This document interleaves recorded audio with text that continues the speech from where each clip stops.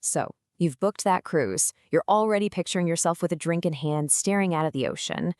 But hang on a second. What if I told you there are 4 super common mistakes that could turn that whole dream vacation into a total nightmare?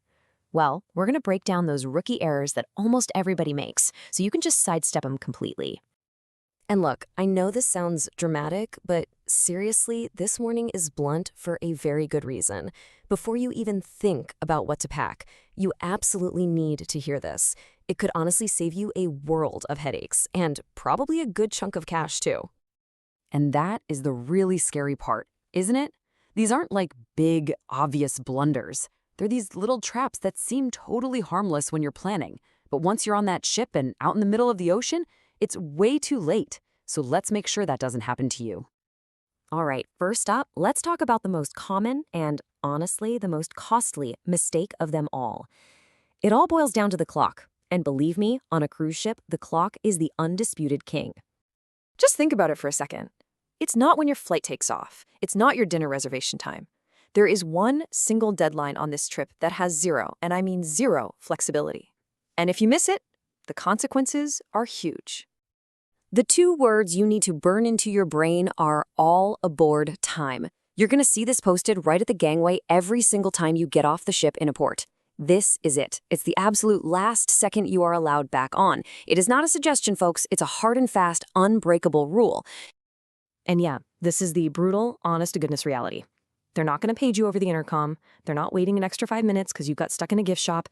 That ship's horn will blow, they'll pull up the ropes, and it will sail away whether you're on it or not. You'll be standing there on the pier watching your entire vacation literally disappear over the horizon. Okay, so you've successfully made it back to the ship on time. Awesome. But your next potential headache is waiting for you right inside your cabin. And it's all about what you didn't think to pack. Welcome to what I like to call cruise cabin hard mode. You know the scene. You've got a phone, a watch, a camera, all dying, and you're all fighting over the one single power outlet. Your clothes are in a pile on the chair because there's just never enough storage space. And you're stumbling around at 2 a.m. in a room so dark you can't see your hand in front of your face. It's just annoying and totally avoidable.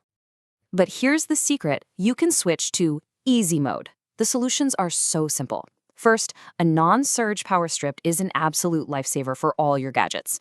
Next, a couple of magnetic hooks. Why? Most cabin walls are metal. Instant storage for hats, bags, lanyards, you name it.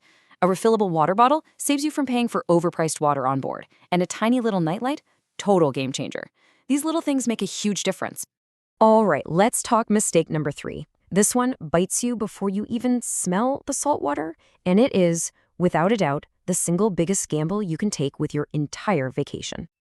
I know, you think you're being super efficient, right? Saving a little money on a hotel room. But what you're really doing is playing a game of Russian roulette with the airline industry, with the weather, and with just plain old bad luck.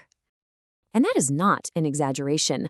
A tiny mechanical issue, a pop-up thunderstorm, a crew timing out, any one of 100 things can delay or cancel your flight. And if you miss the ship's departure because of it, that's it. Game over. The cruise line has zero obligation to give you a refund. The only smart move, the only one, is to fly in the day before, always. And finally, mistake number 4. Let's talk about the room, your home base for the week. This choice seems pretty simple on the surface, but if you get it wrong, it can really put a damper on your entire trip. So here's the deal. For just 1 second, you need to ignore all those perfect Instagram posts. Yeah, that stunning shot from a private balcony looks amazing, but is it actually right for you? The best cabin isn't the most expensive one. It's the one that perfectly matches your real-life vacation style. It really just comes down to this. Are you somebody who's on a tight budget and you just need a dark, quiet cave to crash in because you're going to be out exploring from sunrise to sunset? Then an inside cabin is your best friend. Or are you someone who dreams of having a private little spot to sip coffee in the morning and just watch the world go by? Well, then that balcony is probably worth every penny. There is no wrong answer here. There's only the wrong answer for you. So there you have it. We've navigated through the 4 biggest traps for first-time cruisers. Now let's pull it all together into a really simple, straightforward plan to make sure your trip is nothing but smooth sailing. Here it is, your 4-point checklist for a perfect cruise. Number 1, always, always know your all aboard time and treat it like it's sacred. 2. Pack that easy mode gear, the power strip, the magnetic hooks, the water bottle. You'll thank me later.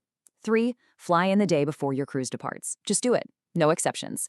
And number 4, book the cabin that fits your vibe, not somebody else's. Congratulations, you are now officially smarter than about 90% of the people on their first cruise. But, avoiding the big mistakes is really just the start. The real question is, what about all the little secrets and pro-level hacks that can take your trip from just good to absolutely unforgettable? The stuff the cruise lines don't exactly put in the brochure, but hey, that's a story for another day.